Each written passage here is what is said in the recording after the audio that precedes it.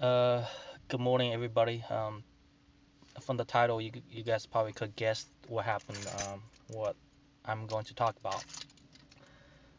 So yeah, my full escape is gone. Is total. Well, I think it's total. I don't know if it's fixable.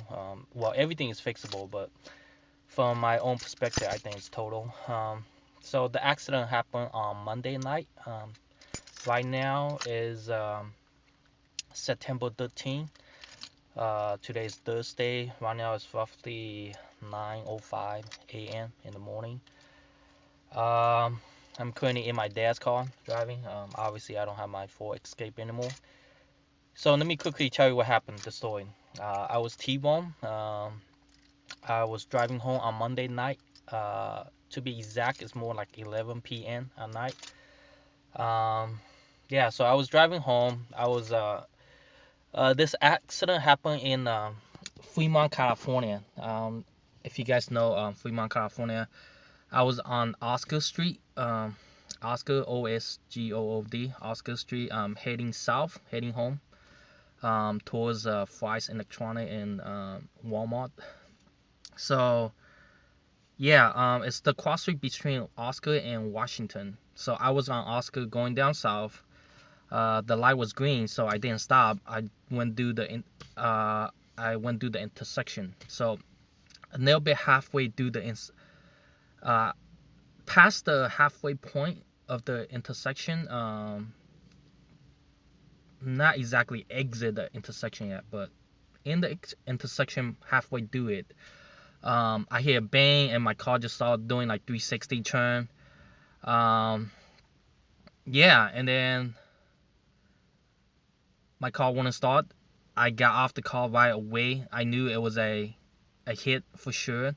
When I was doing the 360 turn, my car was still in the middle of the intersection. Well, not the middle, but a little bit past the intersection, doing the turn. And then while doing the turn, I could see the other car. It's a black car. At night, I couldn't see really clearly. Just went past me. Like it's kind of like a bowling ball. So like she's the bowling ball, and I was the pin. And so basically, I was T-bone. My car was T-bone. I got off the car. Right away I grabbed my cell phone and record the traffic light that I was going, the Oscar direction. And the light turned. I didn't record the green, but it turned from yellow to red. So I was able to record yellow and red. And right away I looked at her car, which her car was out of the intersection already. Was She was on Washington going up the mountain. So I'm guessing that's the east direction. I'm not really good with direction. So she was coming from Fremont Boulevard. Fremont Boulevard will turn into Washington. So she was coming up Washington, going east, I believe. She T-boned me, hit me, and just kept going, and then exit off the intersection, and then her car was right in the middle of the divider. Not on the curve on the sidewalk, but her car was parked on the middle of the divider.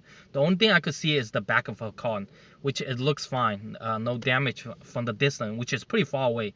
If you guys look up Google Map, you should able to tell that that intersection is pretty big. So where I was hit, where I was standing, looking at her car was pretty far away, and 11 o'clock p.m. at night, it was not very clear.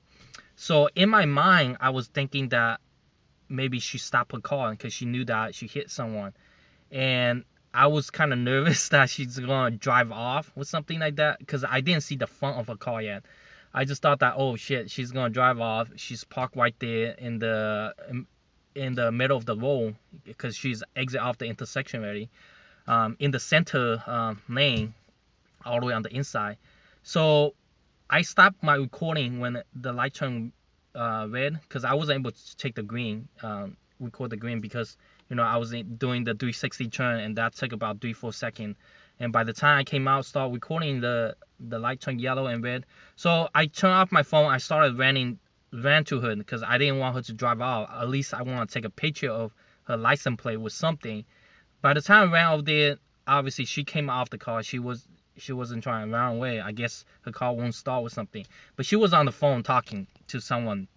And then I asked her for her driver license and all that stuff. She gave me her driver license. I took a picture. I asked for her insurance. She didn't want to. She just kept saying that, oh, you ran the red light. You ran the red light.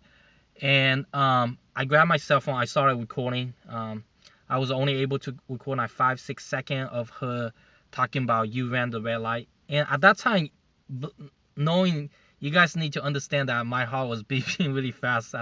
I never ever in an accident like that before. I mean, I got hit before, small clipping on the side and stuff like that. Never like a full on hit. So yeah, my heart was nervous. I was like, can't even speak and stutter and everything. So I'll attach a small clip, the video clip that I record, and I'll attach a picture of it, of the accident on this video, so you guys could see like exactly what happened. Well, I don't have like a video of the accident, but I could show you the video of like the light turn from yellow to red and all that stuff. So my car tire was popped in the rear. The hit took place in the passenger rear side panel. So the whole panel was dented in. The tire was popped. The rim was chipped off. Her car was, the whole front was gone. Her passenger side was like, whole thing was like gone and everything. So she drives a black car. I'll upload the pictures so you guys could tell. I drive a Ford Escape. You guys probably know from my previous video doing the introduction of it. So I'll upload that. My car was towed to a Pro Store on Automall right here, which is behind me. I came on Tuesday, which is the next day, to pick up some of my stuff. Yeah, I also called in the morning to report it, talked to them, and did the video recording. I don't know what's going on with the customer service or something. I talked to them. You know how they do the video voice recording. Halfway into my story, the adjuster was telling me that, oh, you're breaking off, stuff like that, and all of a sudden, like, I hear a hang up. And then I call back again. They transfer me to the adjuster. While I was waiting like 5 minutes into, or 2 or 5 minute waiting into it, the phone got disconnected again. So I got tired of like calling, so I just went to a local AAA shop on Stevenson. If you guys live in Fremont and Newark stuff, you should know there's a AAA like help service, which is pretty good. They're really good at customer service. So I went there. The lady thought that I was a AAA member, so she was like really nice and she tried to help me out. So she, using her landline, called the adjuster or something like that. But adjuster wasn't able to pick up the phone again. I don't know why. She's probably on the other line. So they got some helper, to her assistant, the adjuster assistant, to do the voice recording for me. And then I record the whole story like I just told you guys. Yeah, and then afterward, the assistant adjuster was pretty nice enough to tell me that, oh, based on their story right now, they accuse you as being the one who ran the red light. So do you have anything to prove that you didn't? And I told him that, hey, the only thing I have was a short video clip of the traffic light turn from yellow to red, and then all these other picture stuff. And he was like, yeah, just send it to the main adjuster. And I think her name was Ashley. Yeah, Ashley. And then, so I did that on Tuesday night. I just want to also add that on Monday night, she didn't want to give me the insurance, so I called the cop. All the cops show up. Cop actually got into her car and pulled it to the side, drove it to the sidewalk, and then her radiator started leaking. The cop asked her to take out the insurance and driver license, put it on the hood, or at the trunk, put it on the trunk, put my stuff information on the trunk, took picture of it, and then that's it. And then the cop told me to stay on the sidewalk, not to talk to her and stuff like that. The only mistake that I have was that I forgot to ask the cop if they gave her like a traffic light ticket for running the light. And other than that, yeah, that's about it. I got towed, my car got towed to a post store. They didn't drop me home, they dropped me halfway. Guess where? At the Fires Electronic on the way. So it's kind of halfway home. So in the rest, I walk home. So yeah, I walk home from Fires Electronic. After that, Yeah, and I came on Tuesday, grabbed all my stuff from my escape at the tow yard right here.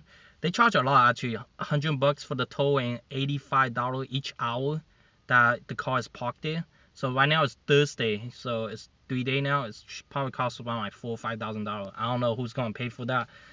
I'm definitely not going to pay for that. Insurance for sure have to pay for that or something. But obviously, if they think that it's not their fault, they're probably not going to pay for it. So I don't know what to do at this point.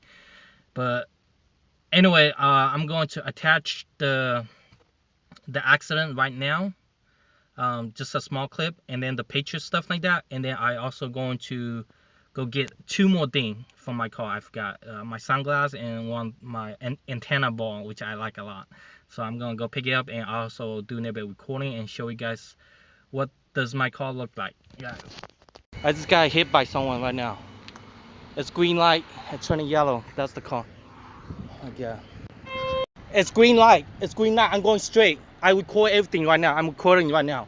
I record the green light too.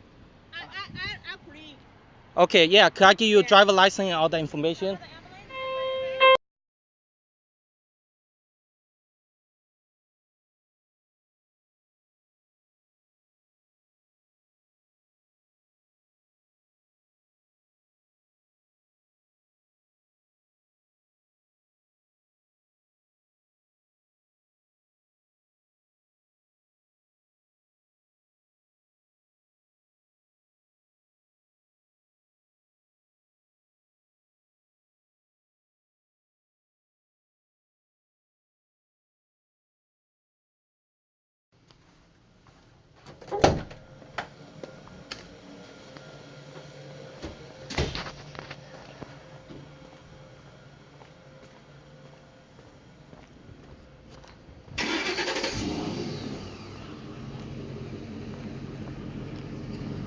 Okay, guys. Oh, I think they moved it.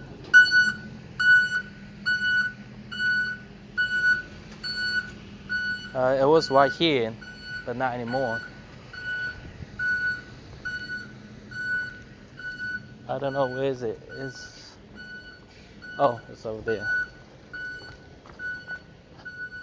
So yeah, they moved it. It was in that empty spot. Now it's parked on this side.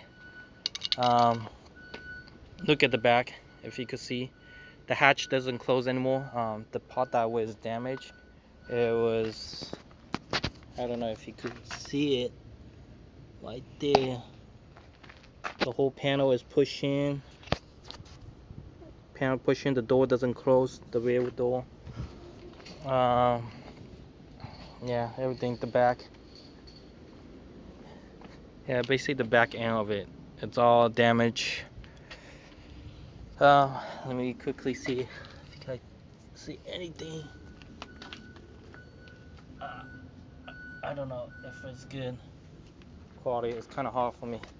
So the thing that I wanted to get is the antenna ball right there. My Southwest, my little Southwest. I'm gonna miss this car. I love this car too. I love this car. I grab my sunglasses as well. I don't think there's anything I need to grab. Nope. It's very unfortunate. It's a perfect car. Look at perfect leather too, guys. It's very unfortunate that it's damaged. The car's, I mean, I tried to put it back to original when I first got this car. There was some small problem with the car. Some parts was missing and stuff like that, and I fixed it up. I did my best. Now it's very sad. It's very sad, guys. So yeah, it doesn't close all the way now. It does not close. Very bad. I'm gonna take some photo of it.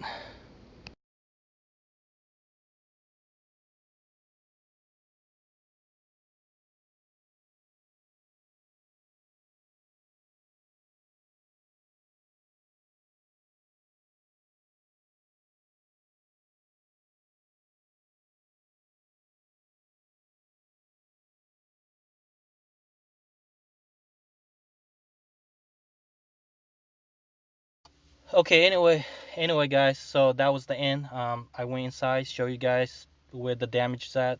Obviously, some of the rim is chipped off, the tires pop.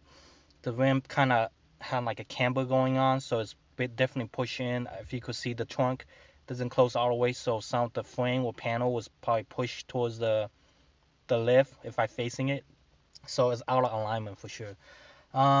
I don't know if it's worth it. It's a 2006 Ford Escape Hybrid. I'm not sure if it's worth it to fix it. It's probably costs a lot.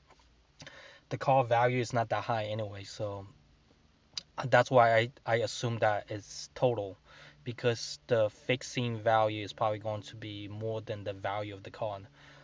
Is it fixable? For sure it is. They probably just have to change the tire, the whole axle in the back, or independent axle, suspension, and stuff like that. And this definitely aligned the frame. So, but anyway, that's what happened. I just want to give you guys a quick update. I don't know if I'm missing anything, but I think that's the full story of it. Yeah, just live, you can't. So right now I'm basically trying to deal with the insurance right now. So I'm going to call the insurance right now. I'm going to drop by my insurance and talk to my insurance, see what their suggestion is. Because obviously their insurance not picking up the phone, because I called them on Wednesday afternoon around 3 o'clock or 2 o'clock. They didn't pick up. I left a message. So I'm going to call them right now and leave another message. We'll see if I could get someone on the hold and see if they receive my pictures and videos that I recorded and send it to them, and then hope that they could make judgment. Because based on what they told me on Tuesday morning, that they think that I did it, because based on their clients telling them that I ran the red lights, which, you know I don't know. Life, people just don't want to take responsibility. I mean, I'm just trying to be honest and tell you guys that, hey, this is what happened. And looking at the position, if you guys saw the picture, I obviously you guys saw the picture now in the short clip, you guys probably could tell that, it's impossible, the way how it was hit and angle of the car and everything. There's no way I'm the one that who's at fault. And I also prove a short clip of the video, even though it doesn't show green, but you have to take into account that I was doing a 360 spin. By that time that I came out, the green already turned to yellow. There's no way I'll stay in green the whole time. I mean, you know what I mean? So yeah. So anyway, thanks for watching, guys. Just keep moving, and then hope everything work out, and then yeah, that's all I could say. Thanks, man. Bye.